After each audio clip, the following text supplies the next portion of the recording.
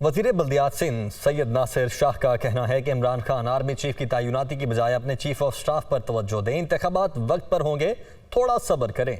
Chairman PTI इक़्तिदार जाने के बाद से बौखलाहट का शिकार और बेसब्रेपन का मुजाहरा कर रहे हैं।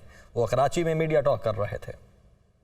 जब से खान साहब हुकूमत से फारिग हुए हैं तो वो बिल्कुल बौखलाए हुए हैं और उनकी जो बातें हैं वो बस सिर्फ हुसूल इक़्तिदार तक हैं। हर चीज़ को मुतनाज़ा बना रहे हैं।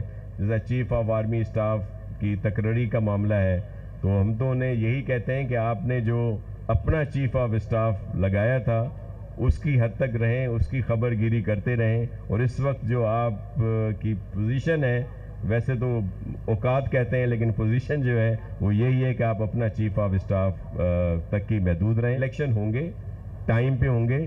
खान साहब थोड़ा सा सब्र करें और सब्र का फल मीठा होता है। तो लेकिन ये बहुत बेसब्रे हुए हैं जब से हुकूमत से निकले।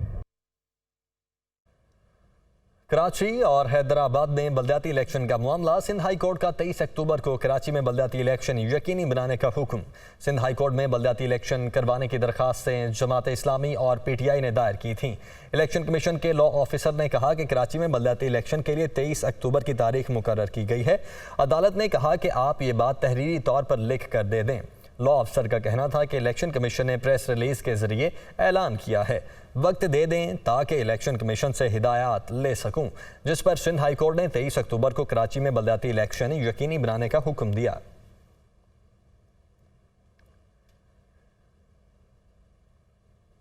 जबकि पीटीआई अरकान असम्बली ने कराची में बढ़ते स्ट्रीट क्राइम्स की सूरत हाल पर तशवीश का इजहार किया है। पीटीआई रहनुमा खुर्रमशेर जमान और दीगर ने एडिशनल आईजी कराची से मुलाकात करके तहरीरी खत जमा करवा दिया। कहते हैं कराची वाले 5000 के मोबाइल के लिए मर रहे हैं।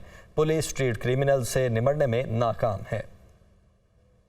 कोई एहसास ही नहीं है इस हुकूमत को। बच्चे मर रहे हैं, बच्चियां मर रही हैं, औरतें गाड़ी में बैठी हैं, साथ में शौहर गोलियां मार के जो है उनको कत्ल किया जा रहा है।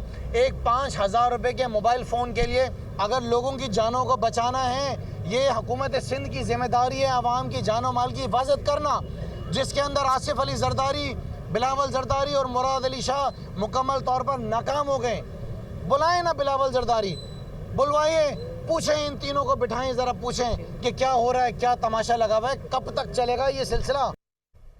National flood response and coordination centre ने टमाटर और प्याज के लिए हंगामी इकदाम करने का हुक्म देते हुए सूबों को ग़िज़ाई अजनास की ज़ख़ीराअंदोज़ी रोकने के लिए कार्रवाई की हिदायत की है। NFRCC का इजलास डेप्यूटी चेयरमैन की ज़ेर सदारत हुआ, जिसमें फूड सिक्योरिटी का तफसीली जायज़ा लिया गया।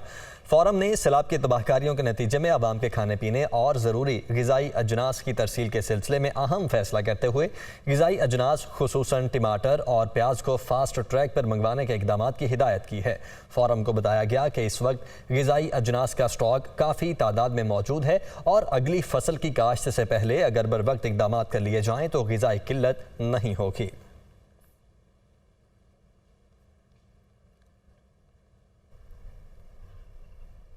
अब फैसले बंद कमरों की बजाय अवाम को करने दिए जाएं, ये कहना है असद उमर का। मजीद कहते हैं कि पाकिस्तान को इलेक्शन की तरफ लेकर जाना होगा।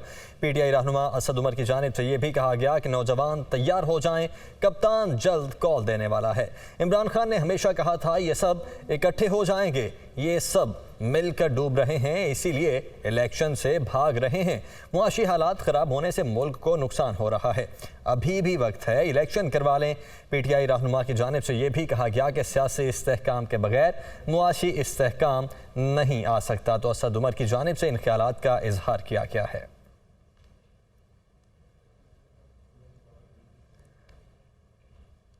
हुकूमत और अपोजिशन मुतासरीन की मदद की बजाय एक दूसरे की टांगें खींच रही है, ये कहना है सिराजुल हक का।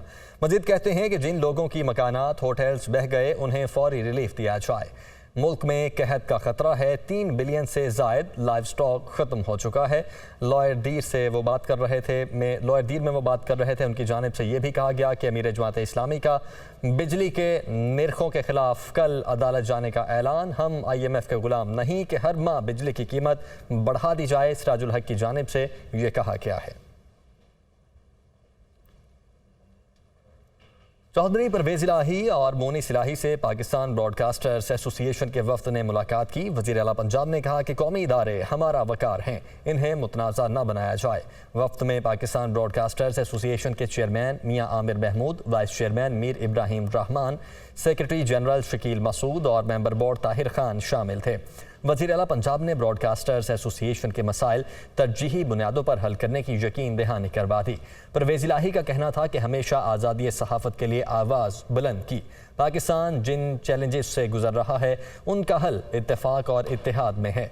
मौजूदा हालात में मीडिया का किरदार कलीदी अहमियत रखता है।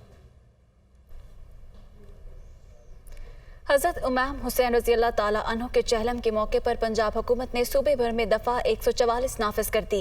पंजाब भर में 3 रोज़ 16 सितंबर से 18 सितंबर तक दफ़ा 144 नाफिज रहेगी। इस मौके पर पंजाब भर में डबल सवारी पर पाबंदी आयद कर दी है, जबकि सूबे भर में असलहे की नुमाइश पर भी पाबंदी आयद होगी। महंगाई की शरह में इजाफे का सिलसिला थम ना सका। एक हफ्ते में 30 अशिया की कीमतों में इजाफा रिकॉर्ड किया गया।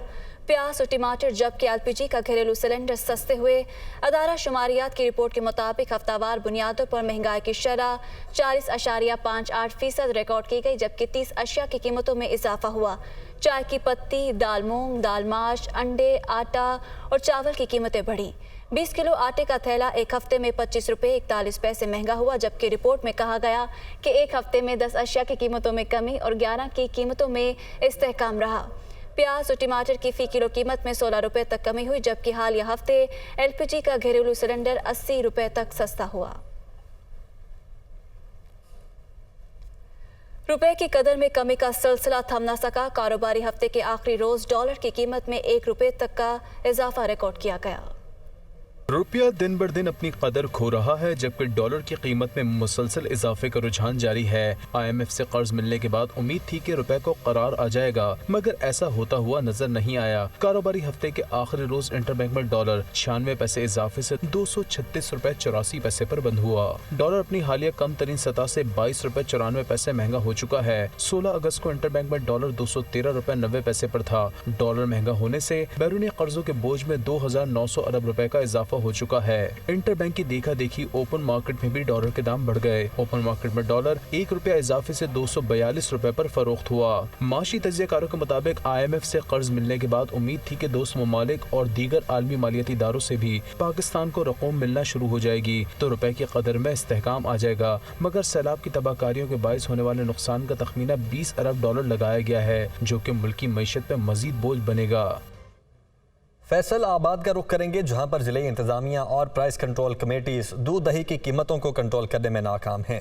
दूध और दही की आसमान से बातें करती कीमतें इंतजामिया की नाकिस कारकर्दगी की अक्कासी कर रही हैं। फैसलाबाद से अब्दुल बासित रिपोर्ट कर रहे हैं। फैसलाबाद में दूध फरोश इंतजामिया के काबू से बाहर हो गए। सरकारी रेट लिस्ट पर दूध की कीमत 95 रुपये, जबकि मार्केट में 150 से 160 रुपये फ़ी लीटर के हिसाब से फ़रोख्त किया जाने लगा है।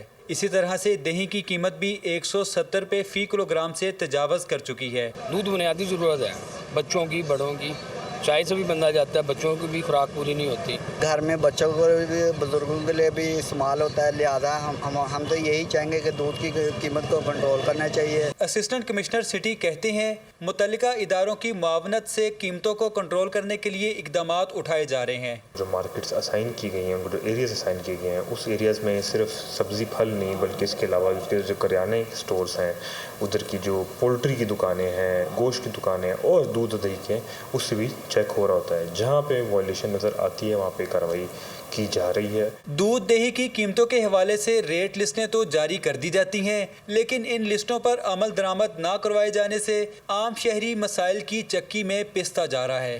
दूध दही और इनसे बनने वाली दीगर आइटम्स की बढ़ती हुई कीमतों ने आम आदमी को मसाइल से दो चार कर रखा है। इसके बावजूद इंतज़ामिया सूरत हाल को कंट्रोल करने में गैर संजीदा दिखाई देती है। कैमरामैन जुबैर सलीम के साथ अब्दुल बासित, दुनिया न्यूज़, फैसलाबाद। इसी के साथ न्यूज़ बुलेटिन से फिल वक्त इतना ही।